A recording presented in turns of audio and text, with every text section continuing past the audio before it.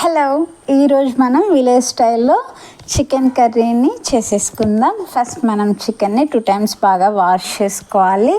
ఆ తర్వాత మన టేస్ట్కి తగినట్టుగా ఉప్పు కారం వేసుకోవాలండి. నేనైతే 1 kg చికెన్కి 1.5 స్పూన్ ఉప్పు, అలానే 2 స్పూన్లు కారం వేస్తున్నాను. ఆ తర్వాత 1 టేబుల్ స్పూన్ గీ వేసుకోవాలి.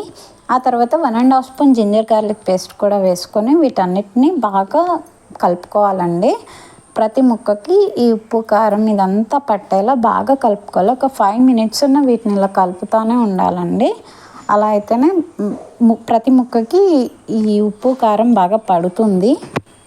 ఆ తర్వాత మనం ఈ గ్రేవీలోకి మసాలా పౌడర్ రెడీ చేసుకుందాము. 2 పెద్ద స్పూన్లు ధనియాలు, అలానే 1 స్పూన్ జీలకర్ర,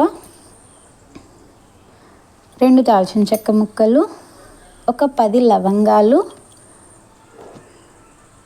3 యాలకులు, 2 స్పూన్లు నువ్వులు, అలానే 2 ఎండుమిర్చి కూడా వేసుకుందాము.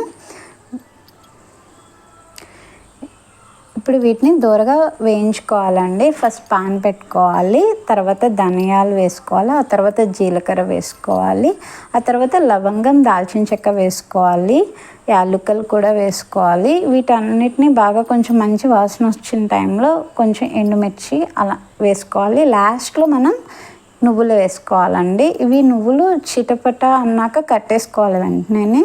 దాన్ని ప్లేట్లోకి తీసేసుకుందాము. వీటిని చల్లారనిచ్చి మెత్తగా పౌడర్ లాగా చేసేసుకుందామండి.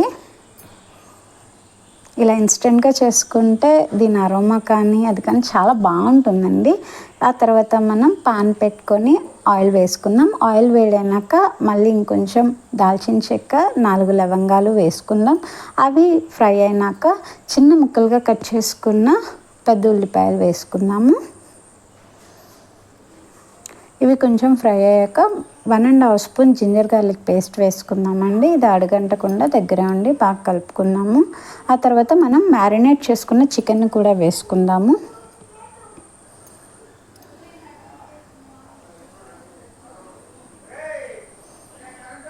చక్కగా వీటిని బాగా కలుపుకుందామండి.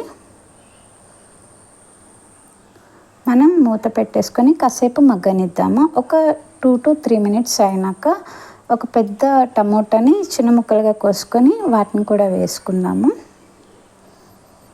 ఒకసారి కలుపుకొని మళ్ళీ మూత పెట్టేసుకొని మగ్గించుకుందాము. ఆ తర్వాత ఇలా వచ్చిన టైంలో 4 పచ్చిమిర్చి చీలికలుగా చేసేసుకొని వాటిని కూడా యాడ్ చేసుకుందాము.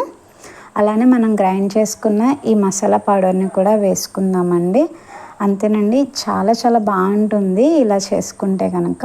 కొంచెం వాటర్ కూడా వేసుకొని థిక్ గ్రేవీ వచ్చినాక కొత్తిమీరని కూడా పైన యాడ్ చేసుకొని ఒక 5 minutes మగ్గనిద్దామండి.